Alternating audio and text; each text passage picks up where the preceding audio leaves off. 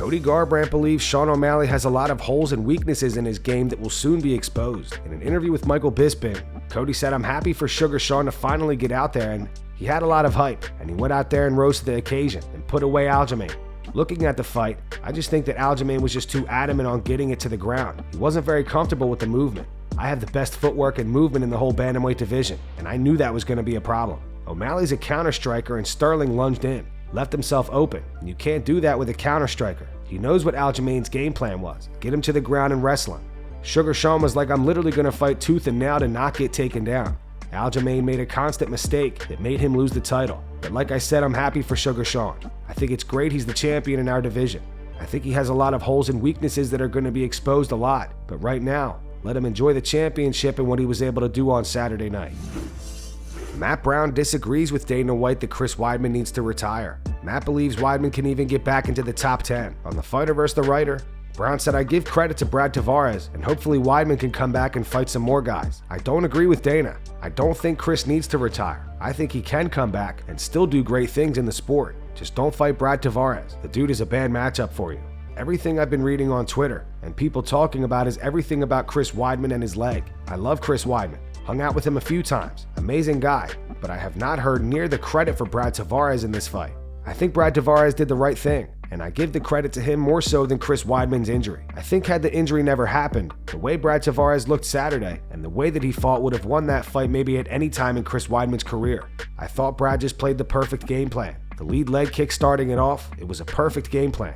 He did it very, very well. I'm not sure why Dana is saying that, but he's entitled to his own opinion. Dana is a strong, opinionated guy. It is what it is. Dana, he likes to see guys performing at their best, especially the guys that he likes. He doesn't like to see guys go out there and not perform at their best. That's why I can't say it enough times. I think it was Brad Tavares. I think Chris Weidman had the potential to perform very well, but Brad Tavares took that away from him. It wasn't Chris Weidman going out injured or anything. It was simply Brad Tavares was on point that night. I still think Weidman can do big things. I think he can get back into the top 10.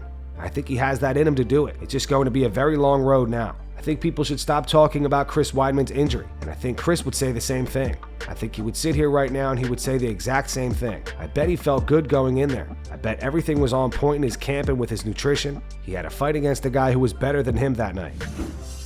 Kevin Holland on the Realize Recognize podcast debates which is worse between bad coaching and emotional coaching in MMA. Bad coaching or emotional coaching, it's like the coach is like too involved with their fucking fighter, so they don't know how to act. I hate to throw somebody underneath the bus, but right now, right off the bat, I'll throw Derek Brunson underneath the bus. You know what I'm saying? And it's like, there's been a couple fights where, yes, the fight was going to be stopped either way, but somebody in his corner was throwing in the towel. You get what I'm saying? Yeah. And in the history of MMA, you haven't really seen a towel being thrown in that many times. Oh, like when's the last time that was actually? 2 times on a Derek Brunson fight. The ref was already about to stop the fight when Cannonier was doing his thing. And then when Duplessis was on top of him, hitting him with the elbows, you know what I'm saying? They was already about to step in and stop it. But I think he had somebody that might have been like kin to him in the corner. And so since they didn't want to see something Ken get done bad, they threw the towel in. And at the end of the day, yeah, we family, but my business. What are you doing here? You know what I'm saying? Let me go out on my shield. You're not really protecting me. My career off. So it's like, that's emotional. Yep. And I don't get to see what he's going through throughout the week, but it's like, I can only imagine if somebody does that, what they could be saying or what they could be doing throughout the week. And there's other situations of that. And it's like, I want to touch on it, but I'm gonna talk to a couple people, make sure I can touch on it. I say a lot of that I ain't supposed to say, but this is one of the ones I don't want to step on too many people's toes. But emotional coaches, I've seen some this past few weeks, and it really pisses me off. Then we talk about bad coaching, and bad coaching would be like you can hear it all the time on TV. You clearly see a fighter lost that round. He goes to the corner, and you be like, man, you won that round. Yeah, you're doing good. Stick to the same game plan. But then you got somebody like Trevor Whitman, who just clicks with his fighter like no other. You know what I mean? Like really deeps down, like digs into that shit. Then you got motherfuckers that really don't know about fighting. Probably never even been in a real fight. Never been in a cage fight. You know what I'm saying? And never really even been in a gym sparring where it's over here coaching and shit.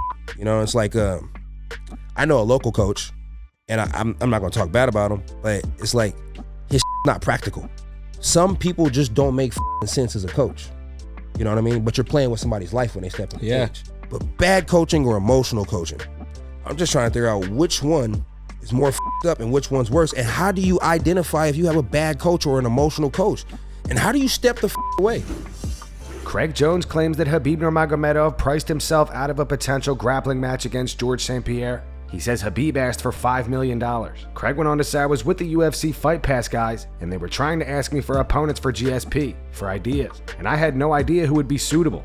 They asked me in the moment and I didn't know. I remember I said Khabib, and I think they said Khabib wanted $5 million to do the grappling match. I was like, whoa, obviously that's priced himself out there. Those guys would be cool to see. I'd love to train with those guys and feel what it's like, you know? Sean O'Malley says he can't wait to see Sean Strickland get knocked out by Israel Adesanya. Sean versus Izzy goes down at UFC 293 next month. O'Malley says he hopes Izzy quote-unquote puts him out pretty good. Sean also responded to Daniel Cormier saying that he looked more nervous for this fight than previous ones. Sean Strickland versus... Dude, I can't wait for Sean Strickland to get knocked out. That's going to be so sweet.